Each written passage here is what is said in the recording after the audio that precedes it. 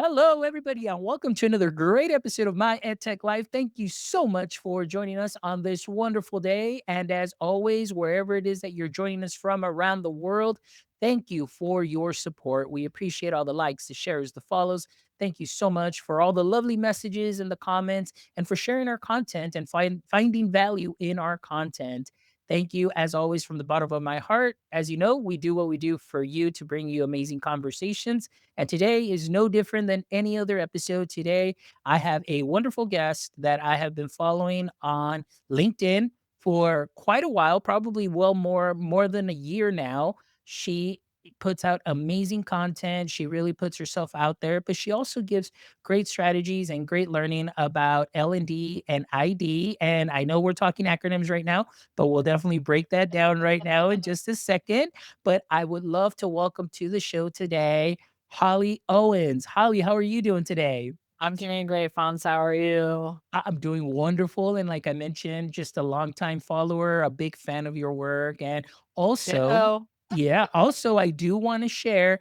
Thank you so much for your support because I know you're always, engaging with the post, you're always sharing. And also, thank you so much for all the support through Yellowdig as well as being one of our show sponsors. So I really appreciate Of you course. seeing value in what we do and just bringing these conversations into our education space to continue to grow. So thank you so much. But Holly, before we get started and dive into the world of L&D and ID and of course AI, so talk about an alphabet soup there. Can you give us a little brief introduction and what your context is within the education space? Absolutely. My context within the education space currently is higher education. So, Okay. working at Yellowdig as a growth marketer, our main ICP or target client is higher education students and faculty. So, I started out my career as a K to 12 teacher, as many guests of your show have, and many people that listen to my show are also. So I then from there I switched over into e-learning developer with the government for about 6 months, and then I went to higher education as an instructional designer, instructional technologist, doing all the ed tech trainings, helping people design courses. Spent the better part of my career in higher education. Started teaching in higher education as well. I've been adjuncting since 2012. I currently work at Touro University, which is a university based in New York, Manhattan, remote, of course, because I'm in Wilmington, North Carolina.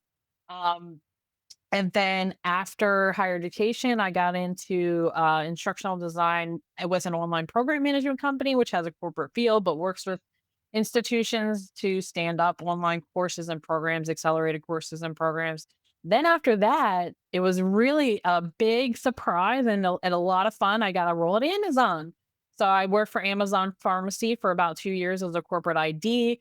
And as most of you know, Amazon decided to RTO, which equals return to office. And I'm a remote person, so that wasn't going to happen. So I did a little bit of like a brief freelance thing. And then Shauna Rory, the CEO and founder of Yellowdig, brought me on as like a marketing person and then promoted me to the director of growth marketing based off of all my experience. She's been on my show. Um, and we just happened from there. I didn't apply for the role. So here I am, no marketing degree, sitting in a marketing role, have a vast amount of instructional design experience, ed tech, all the different things. My degrees are in those different areas, but I do a variety of different things. As you said, out on LinkedIn, I do job postings and have really built a large following there, of helping people. I love it. And with that background, I mean, you've seen pretty much a little bit of everything and a lot more. And so I love that you bring that lens and so many different perspectives as far as, the learning and development and of course instructional design because I mean working with so many different companies and a variety of learners. I mean, you really, really have to know your learners. And as you go from, 100%. yeah, from area to area, I mean, you really get need to know who your audience is, how they learn, and things that are easiest for them. And to be honest with you, I really like that you mentioned that here I am with no marketing degree. And so it kind of it's very interesting because it's a little similar to like myself, and I know I've mentioned it in a lot of episodes. It's like I came into education not with an education degree. I actually came into marketing, excuse me, into education with a marketing degree. So we're the So opposite. yeah, so the opposite, but it falls in line with what you said. It's like here I am, being in charge of marketing, but for me, marketing and what I learned through sales in my 4 years of experience and knowing customers, I truly, truly believe that that has helped me be very successful in the classroom. Not Yep. knowing, let's say, the education theory. Of course, as you go through the years, you start learning that, you start building up your skill set within the education setting. But at the end of the day, I always saw my classroom is customer first. My students, I have 30 different customers that I have to sell a subject to. In that case, when I first started, it was algebra.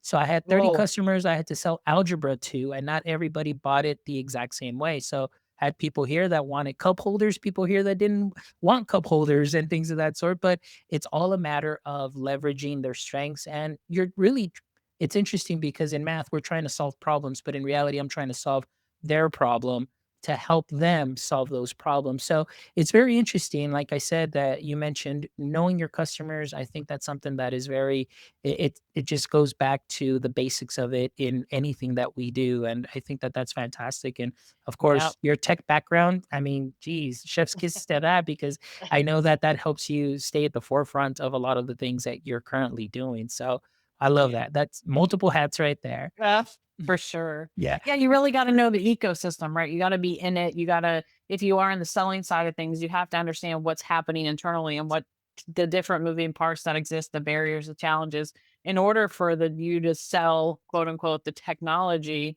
and get it integrated into the institution. So we are actually like examples of how transferable skills between different industries are like it does happen. I know some people are like, well, if I don't have a degree or if I don't have this insert said skill here, I can't do this job. I think that's a blocker for many people, and that's the Yeah. imposter syndrome creeping Yes. in. But you and I are prime examples. Marketing degree, ed tech, a not marketing degree in ed tech.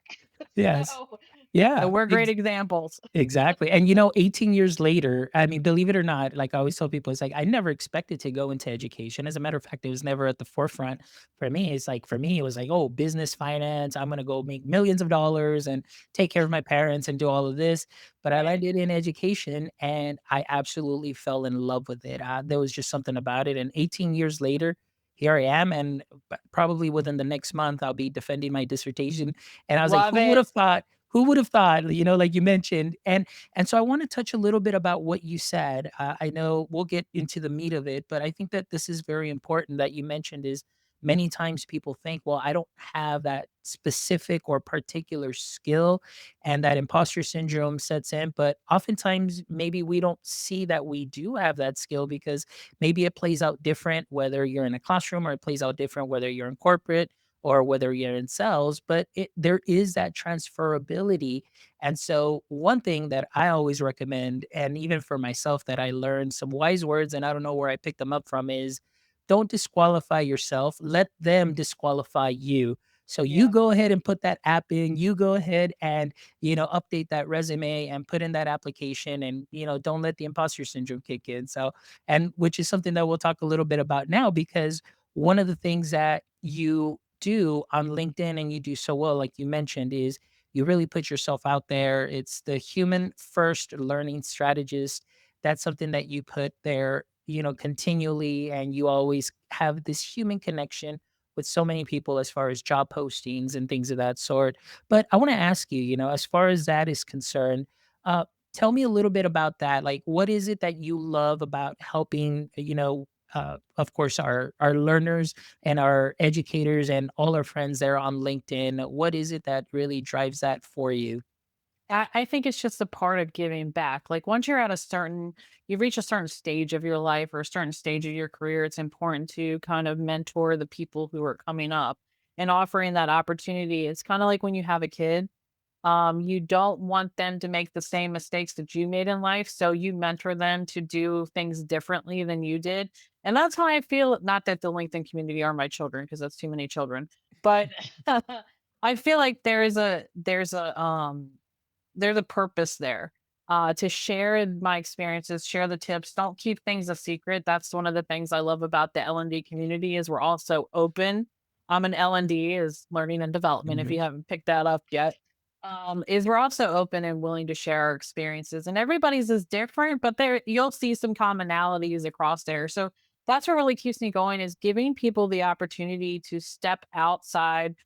Teachers come from a lot of trauma and step outside the classroom and do something different that's still meaningful because teachers go into teaching because they are a particular person. They have particular goals. They're intrinsically motivated. They understand people. They're emotional. They're intuitive. They feel different things. And I think that, stepping into an L&D role is a great one for educators. So just to answer your question, it's definitely time to give back. I'm middle aged now, been in the game like you for about 18 years. And I'm just like, you know what?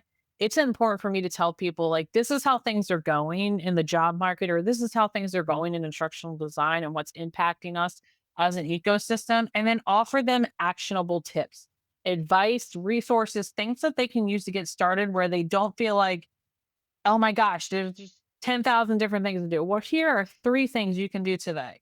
Like bang, bang, bang, do those things today. I did a webinar recently with Yeah. iSpring on the ID make or the makeover of your resume.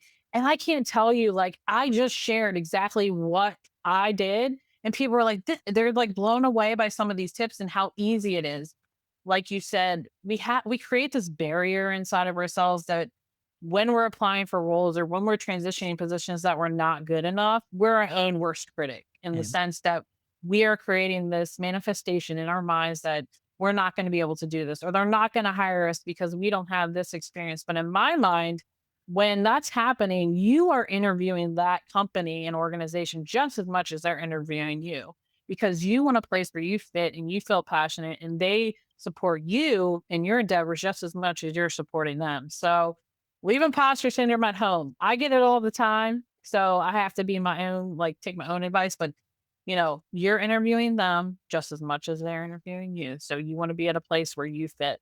I love it. Great tips. And I know recently you've been doing a lot more of that on LinkedIn and putting yourself out there. And really, like you said, one of the great things that I love that you do is not only, do you help by putting up job postings, but also just the fact of sharing your own experiences and, here are the things that work or here are the things to look out for. And just practical advice that for many that, like you said, those 2 to 3 gems that they can sprinkle to what they're already doing great can just really open up doors and open up, opportunities for them and overcome that imposter syndrome like you mentioned. But going back again to the human first learning Mhm. strategist tagline, of course, we see it on LinkedIn, on your podcasting community. But I want to ask you, what does that mean to Holly Owens, especially when right now we see AI getting pushed or keep pushing the learning? Yeah. Um, what I'll say is that it doesn't matter to me how many different AIs or if we step into like this iRobot scene of the Will Smith movie and AI is taking over things. I recently, and just as a little side note, I saw an article on People magazine that somebody asked the AI bot, they proposed to them, like engagement. Mm, And I'm mm, like, this is getting a little bit out of hand here. So one of the things I believe is that AI, a lot of people feel like it's going to replace you, but the emotional aspect of the human mind that's irreplaceable. So putting the human at the center of everything at the conversation to me means being able to still talk to each other, not through AI, but as real individuals and share those human experiences is important because many times you'll see out at LinkedIn or even in some of the social media platforms as people are just sharing their lives. They're sharing with you what they want you to see. They want you to see the butterflies and the rainbows, but really that's not how the experience is. And I'll give you an example. The job, although I worked at Amazon, I didn't get the job the first time. I had to wait a whole year to get the instructional design job at Amazon Pharmacy. When I first applied for it, an internal candidate got that, and that happens more often than not. So the human piece to me is just supporting each other. I mean, AI can only do that to a certain extent. With writing different cover letters or helping with your resume or sending different emails or communication out. There still needs to be that piece of you in the conversation, the piece of you in the story. And your story is so unique to anyone. Like what you've experienced in life, it's not just about your professional life. We also all, believe it or not, have personal lives. I remember when my Mhm. students used to see me in the grocery store and they're like, "You grocery shop?" I'm like, "Well, yeah, how am I supposed to eat?" You think I could just like I'm a normal person. I do different things outside of the office, outside of the podcast. So I think bringing us back to the basics and to that is really connecting with each other on this level, whether that be in a virtual space, because some of my very best friends are I've met through LinkedIn. Like some of the people that I Mhm. trust the most, like Luke Hobson, Heidi Kirby, just interacting with those people. It's important to do that still. One of the things that Yellowdig that we value is authentic connections and conversations with people. You can sit down and I can guarantee within probably 60 to 120 seconds of the conversation, you're going to find something you have in common with the person. Or you're going to be like, your brain's going to go off and be like, oh yeah, like I've had that similar experience. I don't think AI can do that yet. Yes. Yeah. So, Yet. but that's the, like you mentioned, and right now I know there's a lot of hype. We do see where there's some practical uses for it, and it's like, okay, if it's great, that's fantastic. There's also the other side where it's like hype, this is it, like this is gonna solve the world's problems, and then of course you get both sides. And and I always say here on the podcast, it's like I really find myself kind of in the middle. I'm kind of like a wait and see, but I like to move. But just being able to really research and discern what is out there, because people are passionate on both sides. People that, of course, there's articles that'll come out, is AI or LLMs destroying our neurons. So those that are in favor of, and no, How do it's we not. know that yet? It hasn't Yes, been out that long. it hasn't been out that long. How do we know that yet? How do we do this and how do we do that? So, and then of course there's people that are, like, yes, yes, it is, and this is what we're seeing. And so you see both sides, but I always try and keep it balanced. And I'm always like, okay, I'm cautiously reading and doing those things. And I think that's so important in our job roles and in our spaces where we do work with ed tech so much. So I want to ask you, for example, I know recently one of the tools that I dug into was something that you had shared, which I think it was TruePeer AI. I hope Yeah. I'm pronouncing it right because I know it looks like it's Trooper, but I thought it was Yeah. Trooper at Yeah. Yeah. It's, first. it's true, peer. Yeah. Yeah, Yeah. TruePeer, where it shows that you can record and then you do a screen share, and then of course it'll create, course material like in minutes, like in a flash. So I want to ask you, what goes through your mind working in the L&D space, learning and development, and then of course in the instructional design space, as you go and find tools like this that you discover and, like you said, openly share. What are some of the things that you look for before this is something that you would roll out to your learners?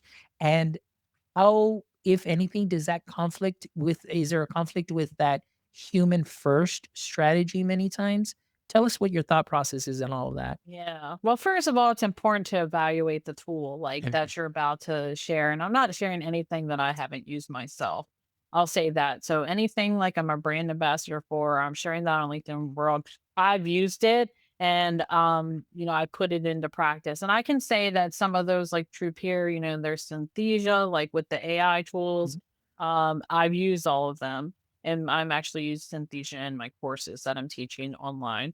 I think it's important. One of the first things I try to look for or that I make sure is available is the accessibility information about the tool. Because if they are not putting accessibility at the forefront of everything, then what's the point? Like people are gonna that's gonna create barriers for people, whether they have a learning disability or not. So it's important that there's Mhm. accessibility in the tool, that they're able to navigate it with keyboard navigation, that kind of stuff. So those are the tools. That's one of the first things I look for. I also look to see, I'm pretty like, I don't want to say selfish, but I want it to save me time and save me money. So, and then companies are looking for that too. So with TruePeer, that saves a ton of time when you've recorded something and it's spitting out like the how to's and the video with the captions and all the different things. Just think about pre AI, how much time that took instructional designers to create that. That would probably take me a week or two Mhm. to do those things manually and type everything out and make sure it sounds right. So now instead of just coming up with the description of the video or coming up with the script. AI is doing that for me, and I'm going through and I'm reading and saying, "Nope, take this out. This doesn't sound like this is a part of this because AI is not perfect." Or put this in. This sounds more like it's giving you an insider perspective or like a tip that you should use like at this portion or with this Yeah. feature of the tool. So you still have to go through and evaluate what is actually being said. You can't just say, "Okay, put it in there. It's all done. Put it out." No, there still needs to be a process where you're like, okay, this does this sound good for the learner? Is this something that they're going to understand? Is there a lot of jargon that possibly AI is getting wrong or is putting into the conversation? Because from accessibility, the reading level is supposed to be around sixth to eighth grade. So it's simplified enough so that learners can like understand it. So I think those are from some of the first things that I do. But if it's a tool that saves me time and saves the company money, why not try it? Test it out, see what's gonna happen. And yeah, there oftentimes is a conflict between the human aspect of that, and because we're all right now with AI, we're moving even faster to Mhm. get things done. So sometimes that quality might get sacrificed, and that's the human piece of it, like the emotional tie, the psyche. Figuring out like, is this something an activity that people are really going to like, enjoy doing, or am I just doing this to get it done? Is it a checklist item? And then, you know, if you have a long to-do list like many of us do, you're checking it off the list. You're like, I did this, but you may or may not have properly and appropriately evaluated the tool. So I recommend doing like some pilots with people or testing with the end user before you full blown just put it out there and saying it's solving all your problems, because as far as I'm concerned, there's no technology at this point that's out there that solves all the problems instructional designers and learning and experienced designers and everybody in the L&D, whoever, are trying to solve. But this AI is giving us what we need in terms of having the creative mind space. Because as an instructional designer and a human first person, I want to talk to other people. I want Yeah. to sit in a space where I can share my ideas and be creative. Doing all that manual work of setting stuff up that AI is taking care of now allows me to do that. So it frees me up to have coffee chats or conversations with my coworkers instead of like, "Oh, I gotta think of another fun-filled FOMO webinar description, or I gotta think of a title that's gonna work. I gotta set up all the components of it." No, I can actually sit in my creative space and think about like, how am I going to make this meaningful to people and really focus on the what's in it for me from the learner perspective.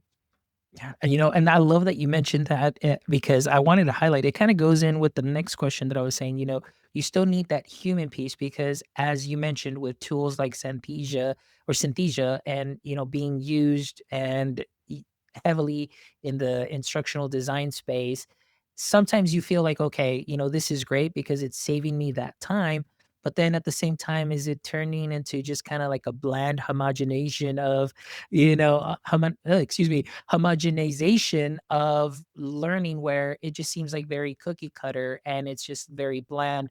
So I think like you mentioned, you have to find that right balance where you are using the tech appropriately, again, like you mentioned, to save you time, but then of course revising and going back and still adding that human component and that quality piece to make that connection. And I think that I wanted to bring in just a comment from a good friend of mine that I follow. And she said, and she posted, she said that she just got out of the keynote and she delivered a keynote and she said, I already had this keynote months ahead, months behind, or, months prior to this Prepared, because, right? yeah, well, I don't know if it was she was prepared. It was, well, I guess it was just having the keynote just ready to go because you never know when you're going to get called. And so obviously she mentioned and she said, guys, she goes, I used, obviously AI to help me do this keynote. But she said, as I was delivering this keynote, and I'm looking and I'm feeling the presentation and I'm going, it's like, this isn't me.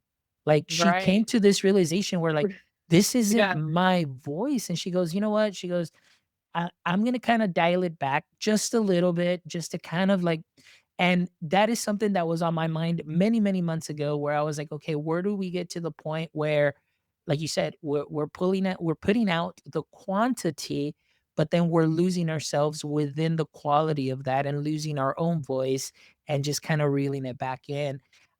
How have you dealt with that? Have you come to a point where you feel like, man, I'm doing all this great work, I'm doing what I need to for my jobs, for my learners, and then you think about like, oh my gosh, like, is there enough of me in here? Is there enough voice? Is there Yeah. enough of my personality in here to make that human connection?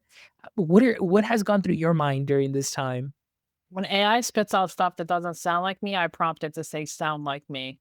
Or I put more stuff into it that sounds like me. Like recently, working in the podcast and working in the tool that I use, it can do the AI voice. It does not sound like me. It is so far from what it sounding like with the intonation and the different things that we can do as humans.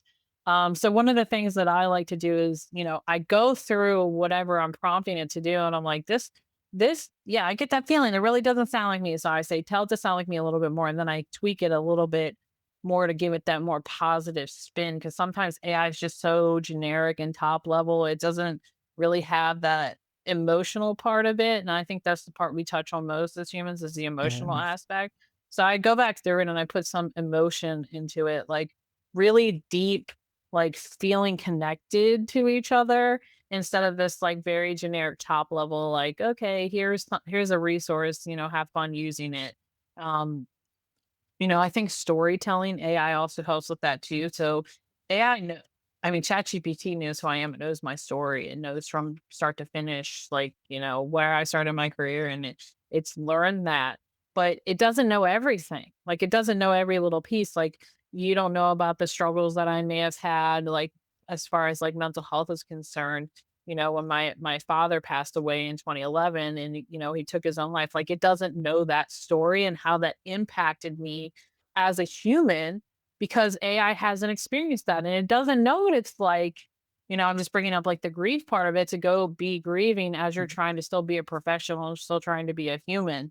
So I think it's important that we recognize that, but also too, you're learning AI just as much as it's learning you. So as you're putting in the different prompts, like you're trying to figure out like what you want it to spit out, in the sense like I think sometimes my words are just too simplistic. Not simplistic in the way like I'm dumbing it down, but it's like I want to say it differently. Like I want to say it more professionally, more clear to the point. And I AI helps me with that. So that's what I use it for. But other times I need some ideas. I need some things like, make me a list of this or show me this, or, like it really does. I learned through AI, and like with some of the things that are happening with it, like you can do research mode. And like as an academic, oops, I had my microphone. That's important. You need to have research to back up what you're saying to faculty or what you're doing in the classroom. So having that availability is helping tremendously too. So on one hand, it's really is giving you that more free time and it's more speedy. But again, that human piece has to constantly come back Yes. into it, and you have to connect with others. Like, I don't, I don't, I don't know how that person got to the point where they like fell in love with AI. I mean, I know there's a movie about it, but Yeah. it's like, I don't know. Yeah. It's probably a topic for another day, but I was just like, when I saw the article, I was like, this is insane to me.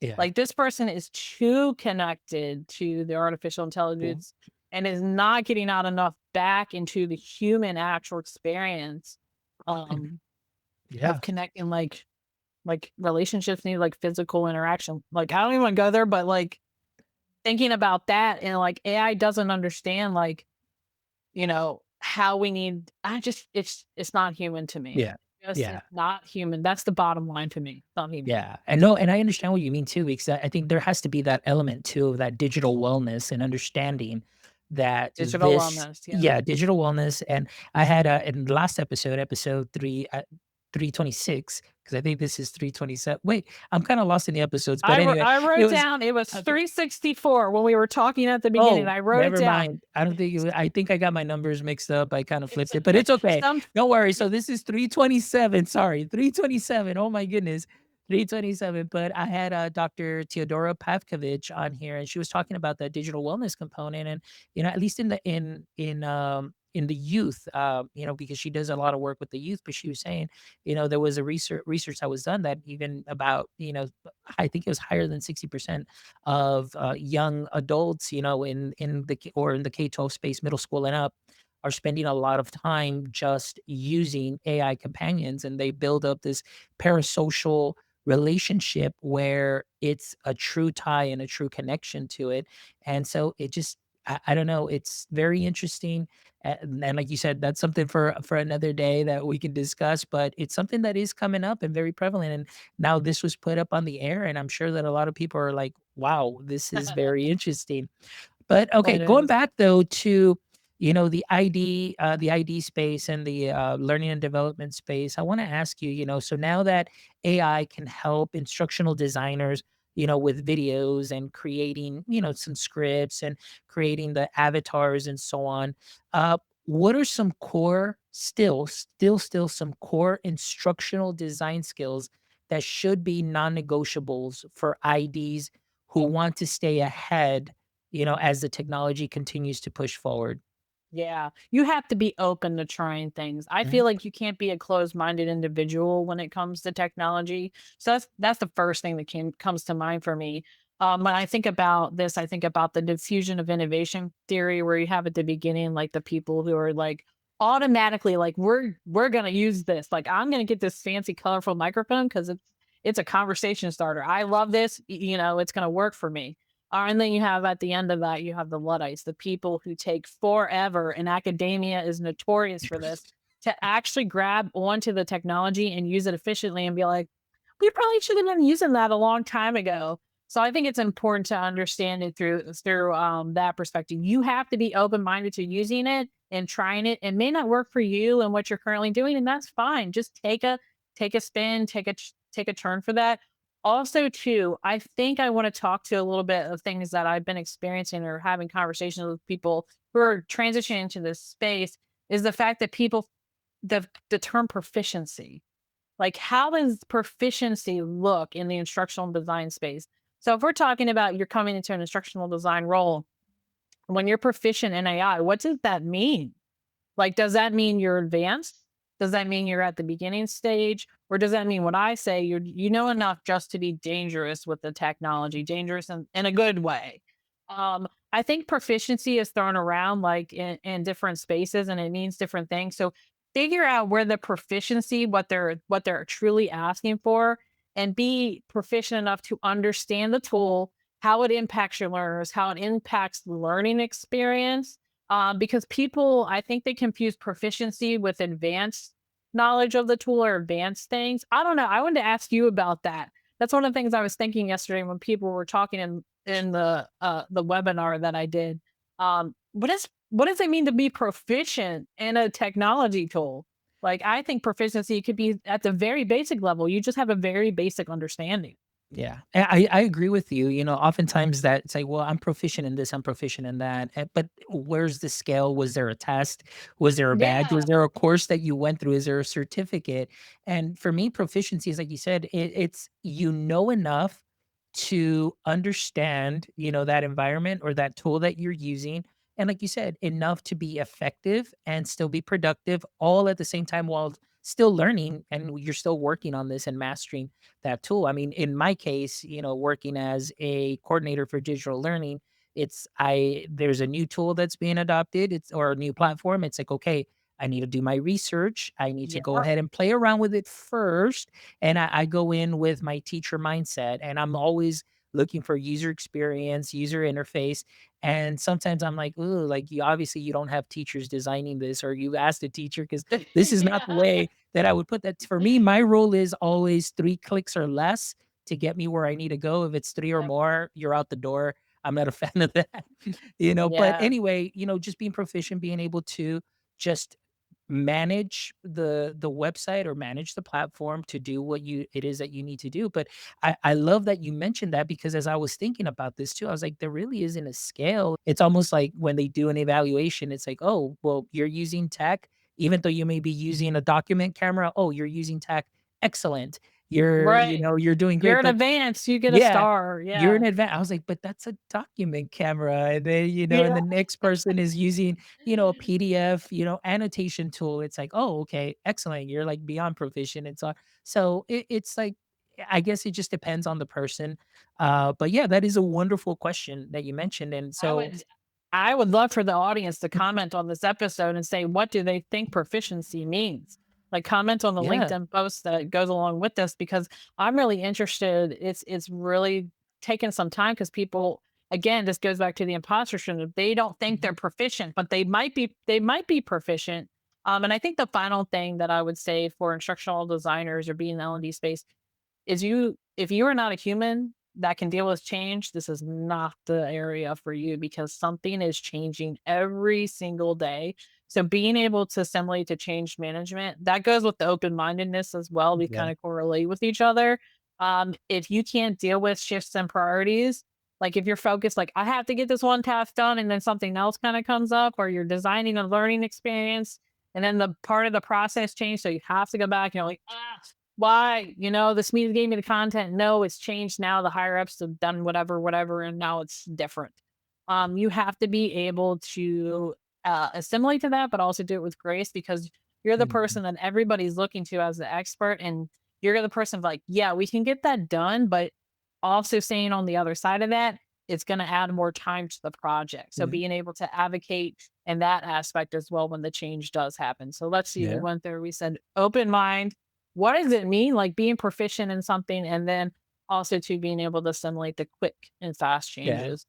I always say, like, my best advice, and I give it to not only best advice that was given to me that I shared recently on an episode, with my friends was improvise, adapt, and overcome. Those 3 Yeah. words, Yeah. I think, like, that's helped me out too in the education space, transitioning from not knowing anything about pedagogy and knowing just everything about customer service, marketing, sales, and all the 4 Ps and all that. Coming in, it's like, "Okay, I gotta know how to improvise, adapt, and overcome." So, and like you said, advocating for yourself, showing yourself not only showing yourself some grace, but also doing it with grace. And so I Yes. love that advice. That is wonderful. All right. Well, as we start kind of wrapping up a little bit, but I still have just a couple more questions here. And now knowing, as far as AI, we know that it's not perfect. We know that we always talk about, the implicit bias, the ethics of it, maybe just even not only the return on investment, but the return on instruction and the Mhm. trust. So I want to ask you from your experience, what are some ethical red flags that learning developers or instructional designers should think about before deploying a tool at scale?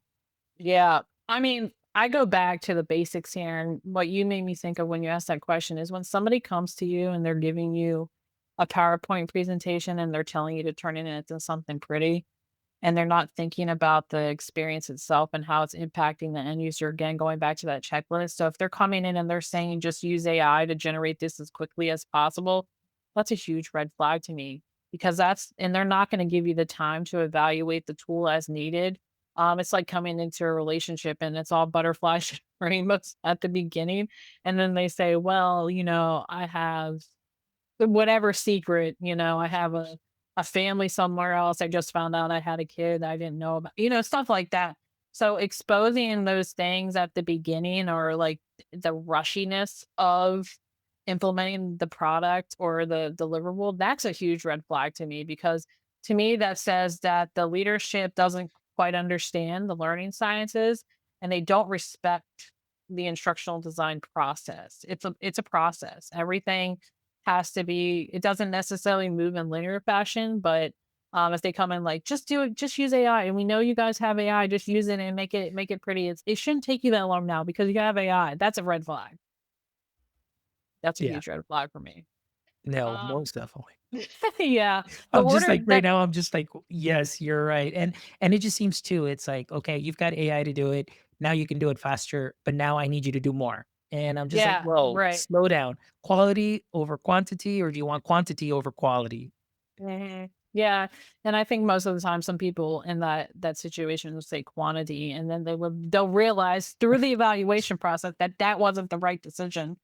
for learners because people are, you may be experiencing like when I was working in pharmacy, like we had these stops. Like if something happened on the pharmacy floor, we had like things just shut down and people weren't trained properly because we Mhm. did the training fast and we didn't hone in on like what the actual issue was. So again, that's a huge red flag to me, being order takers and just getting things done fast. I don't think that's effective at all.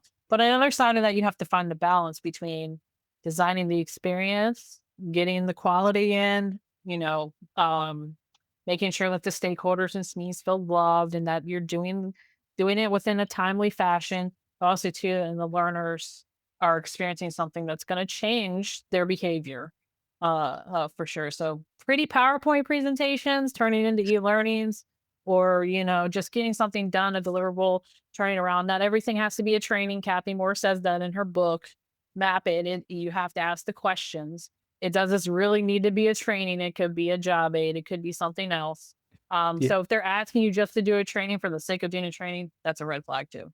Oh my gosh, I love that, and that got me thinking about so many things. I was like, "Does this need to be a training, or could this just be like a PDF tutorial walkthrough, or could it just be Right. a People 2-minute can video?" bookmark it. They can Yeah. favorite it. They can come back to it. 2-minute video or whatever, or just like either using IORAD, Scribe, or Tango or something just to walk them through. And that's what I have too. Like as I get calls, from teachers, it's like, hey, I need this, or help with this.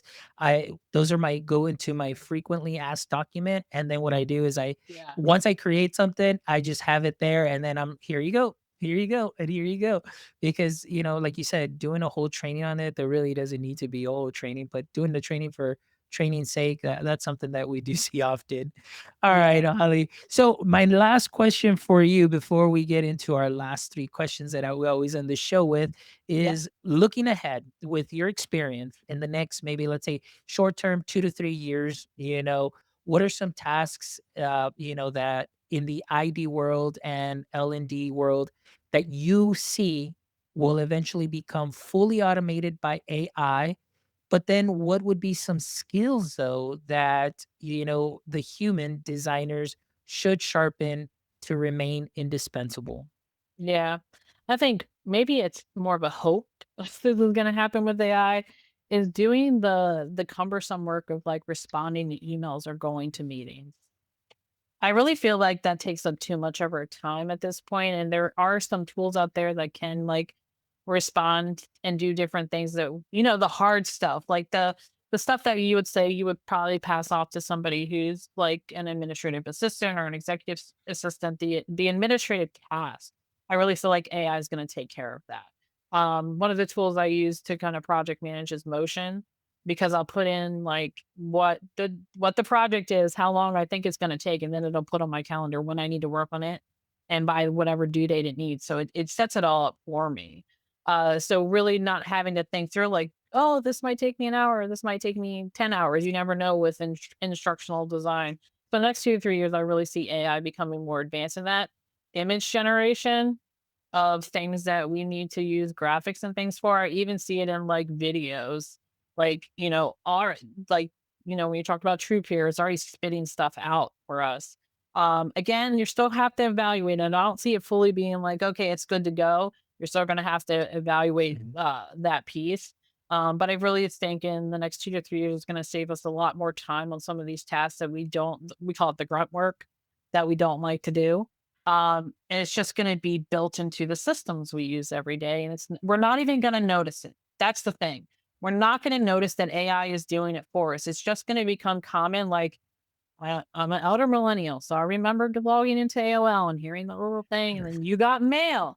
Like, it's just gonna like, it just became a part of the culture. It just became a part of everything that we do. We're not gonna notice if AI is answering our emails in an effective way, and, it learned us so well that it knows how to respond exactly to this particular situation or design this particular piece of the learning experience. It's just gonna be there. It's not gonna be a conversation of whether or not we should be using AI. It's just gonna be there. It's gonna be a part of the culture. It's gonna be a part of the workflow. Excellent. Well, Holly, thank you so much. This has been an amazing conversation. But before we wrap up and end the show with the last three questions, please let our audience members know how it is that they may connect with you in case, they listen to the episode, they want to follow you on socials, they want to maybe send you a message, just something to make those connections. Let us know, how can our audience members connect with you? Yeah, LinkedIn is the place to be for me. That's where I spend 99.9% of my time is LinkedIn world. So shoot me a message. I'm happy to respond. It might take me a little bit, but I definitely respond to almost every message beyond the ones of people soliciting stuff to me.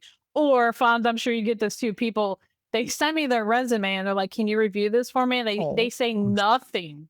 They're just like, "Can you review?" No, I don't respond to those. I respond to people who pay attention to what I'm doing and who are also motivated to want to do better for others and themselves. So LinkedIn world is where to find me. Of course, listening to my podcast, EdUp L&D. You just listen to the shows and you can connect with me there. But LinkedIn is where it's at for me. So Holly perfect. Owens. Awesome. Yeah, and we'll definitely make sure that we put I'll your fill out the LinkedIn. form too. Yeah, well, we'll go ahead and put that link in there, and also for your podcast too as well. Great valuable. I know the last conversations that you've had on there too. I'm like, okay, this is great. And so it kind of like, yeah, ties into what we were talking about today, because I know Mhm. these are a lot of questions that have come about. And so I just thank you so much for your time. But we'll definitely make sure that we link all of that great stuff on there into the show notes. That way you can connect with Holly and follow her. She is fantastic. She'll do the jobs. Do job postings, gives great tips. And recently she's been doing, just some live shows, just putting herself out there and just sharing her experiences.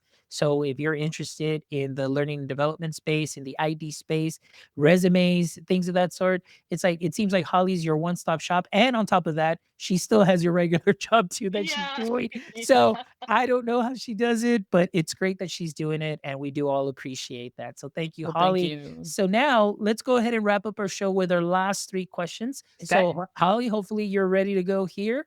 All right. So, question number one, as we know, every superhero has a weakness or a pain point. And for Superman, Kryptonite was that pain point. So, I want to ask you, in the current world of, and we'll say, you can either do two or just one as a whole, in the learning design space and in the instructional design or learning and development space and instructional design space, what would you say is your current kryptonite?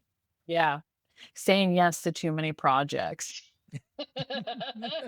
Saying yes to too many projects and, like, sometimes I think getting involved, it's like a relationship. When you get to start an ID project, it's so much fun because you can, like, put in all these different ideas and try different things. It's like trial and error and saying yes to that, but then you get to the point to past the honeymoon stage of the project, and you're like, "Ugh, why did I do this? And then I have this project and that project." So saying yes to too many things is my kryptonite. Excellent. Great question. And I think that's for a lot of us too, is just saying yes. And all right. So, question number two is, if you could have a billboard with anything on it, what would it be and why? Um, well, that's a great question, and I know you asked these on your show, and I'm all prepared in my answers, and now I'm like blanking out. But I think one of the things, I would really make it like about.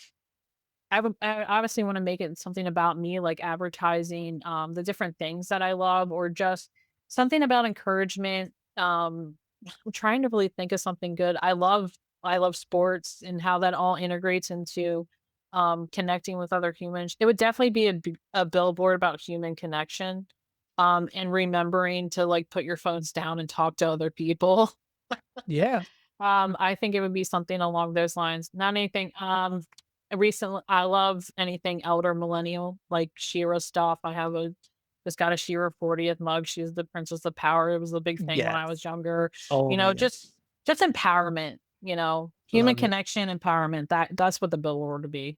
Empower human connection. Yeah, there you go. Empowered, empowered human Empowered human connection. connection. Oh, that's Yes. like a great website slogan. I'm gonna write that one down. There you go. And it's fantastic. I mean, you brought up Shira. I grew up obviously. Okay, so before I went to school, I would wake up. I think it was either like 5:30 or maybe 6 o'clock, and then of course they had the Bigfoot cartoon. I think they had Shira also in the morning and like Gem and the Rockers Yep, or something. And then in the yep, afternoon, I come home and it'd be like He-Man and Transformers and all. So yep. I grew up with all of that. I'm just like, oh, so right I'm now very tied to, like, the nostalgia of, like, the '80s and the I'm '90s. getting into that now that I'm an adult and now that I have adult money, I'm like, "Oh, yeah," like buying little It's bad. Transformer Legos and things of that sort because now I'm like, "Oh my gosh," it's like, "This is so great." I just remembering those times and, different times back then, but good For times. sure. So, alright, and my last question for you, Holly, is if you could trade places with one person for a single day, who would that be and why? Um, I'd like to trade persons with Taylor Swift.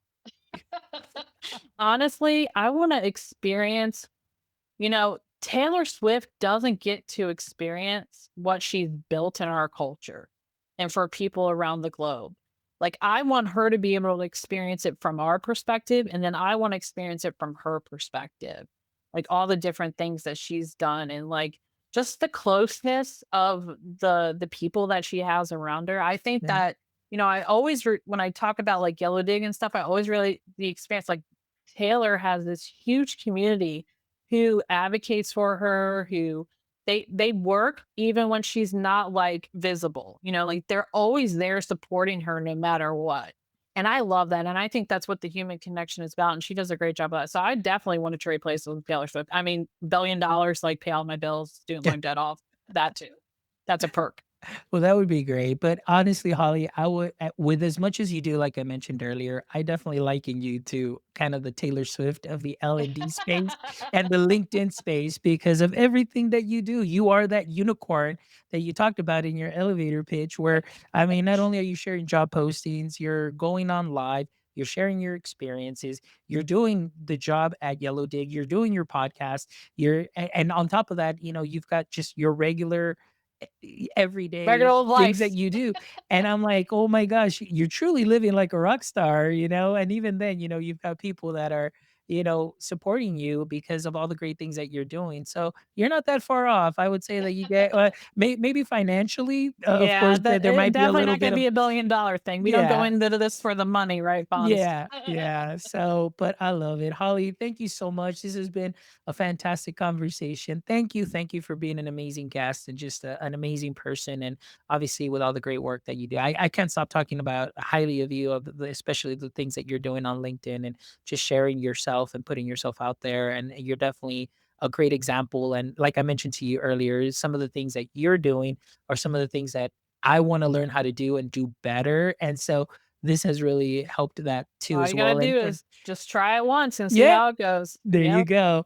Well, thank you Thank so you. much. I really appreciate you. And for all our audience members, thank you so much for listening to this great episode. Make sure that you follow Holly. All that info, the links, and all that great stuff will be in the show notes. So make sure that you click on those. Follow Holly on LinkedIn. Make sure you also follow the EdUp podcast too as well. And of course, thank you as always for your support. I want to give a big shout out to our sponsors. Thank you, Book Creator. Thank you, EduAid. And thank you, Yellowdig. We really appreciate you believing in our mission and bringing you these amazing conversations with wonderful people that are helping just equip the masses out there on LinkedIn and just really supporting them. So thank you as always from the bottom of my heart. Please make sure you visit our website where you can check out this amazing episode and all the other wonderful episodes where I guarantee you will find a couple of gems that you can sprinkle onto what you are already doing great. So thank you as always. And my friends, don't forget, until next time, stay techie.